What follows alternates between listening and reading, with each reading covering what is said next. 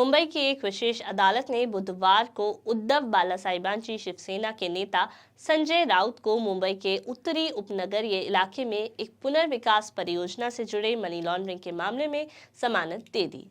अदालत ने राउत के कथित सहयोगी प्रवीण राउत की जमानत याचिका को भी मंजूरी दे दी।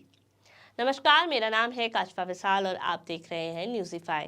प्रवर्तन निदेशालय ने मामले के सिलसिले में दोनों को गिरफ्तार किया था। राउत को 1 अगस्त को गिरफ्तार किया गया और उन्हें अर्थर रोड जेल में रखा गया। गिरफ्तारी के बाद राउत की ये पहली जमानत याचिका थी।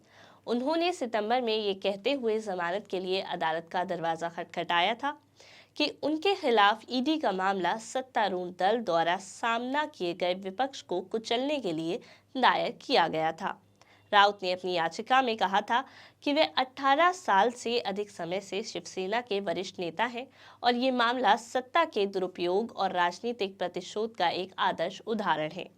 उनकी जमानत याचिका में कहा गया है, वर्तमान आवेदक राउत केवल सत्ता के राजनीतिक परिवर्तन का शिकार है और इस तरह सत्तारूढ़ दल के हाथों आपराधिक मशीनरी का दुरुपयोग होता है। संजय राजाराम राउत उद्धव बालासाहेबांची शिवसेना पार्टी के एक भारतीय राजनीतिज्ञ हैं। वे भारतीय संसद के ऊपरी सदन राज्यसभा में महाराष्ट्र का प्रतिनिधित्व करने वाली भारत की संसद के सदस्य हैं। राउत शिवसेना पार्टी के नेता उद्धव ठाकरे द्वारा प्रकाशित मराठी अखबार सामना के कार्यकारी संपादक हैं। एक बार बालासाहेब ठाकरे की मृत्यु के बाद मुंबई को बंद करने के अपने विचार के बारे में फेसबुक पर एक टिप्पणी पोस्ट और पसंद करने वाली 2 लड़कियों की गिरफ्तारी के बाद उन्होंने ये कहते हुए उचित ठहराया कि हम पुलिस की कार्रवाई का समर्थन करते हैं। फेसबुक टिप्पणियों से कानून बन सकता है और आदेश की स्थिति भी। अप्रैल 2015 में उन्होंने ये कहकर विवाद खड़ा कर दिया कि मुसलमानों के वोटिंग अधिकारों को कुछ वर्ष के लिए रद्द कर देना चाहिए ताकि यह सुनिश्चित हो सके कि समुदाय का इस्तेमाल वोट बैंक की राजनीति के लिए नहीं किया जाता। सामना अखबार में उन्होंने एक कॉलम में लिखा, जब तक मुसलमानों को वोट बैंक के रूप में इस्तेमाल नहीं किया जाता उनका कोई भविष्य नहीं है। यही कारण है कि बालासाहेब ठाकरे ने मांग की थी कि मुसलमानों के वोटिंग अधिकार छीन लिए जाने चाहिए। और अब ईडी ने पात्रावाल चौल घोटाले मामले में राउत को हिरासत में लिया। ईडी का मामला गोरेगांव में पात्राचौल के पुनर्विकास से संबंधित है, जहां ये दावा किया गया है कि विस्थापित निवासियों के लिए घर उपलब्ध कराने के बजाय बुनियादी ढांचा कंपनी HDIL और गुरु आशीष कंस्ट्रक्शन नाम की कंपनी के निदेशकों ने उन्हें धोखा दिया। केंद्रीय एजेंसी ने आरोप लगाया था कि HDIL और गुरु आशीष कंस्ट्रक्शन के खातों में कुल 1039.7 करोड़ रुपए प्राप्त हुए थे और इसमें से 112 करोड़ रुपए सह आरोपी प्रवीण राउत को प्राप्त हुए थे। ईडी ने दावा किया कि प्रवीण संजय राउत के फ्रंटमैन हैं और आरोप लगाया कि सांसद को उन्हीं के माध्यम से अपराध की आय प्राप्त हुई थी।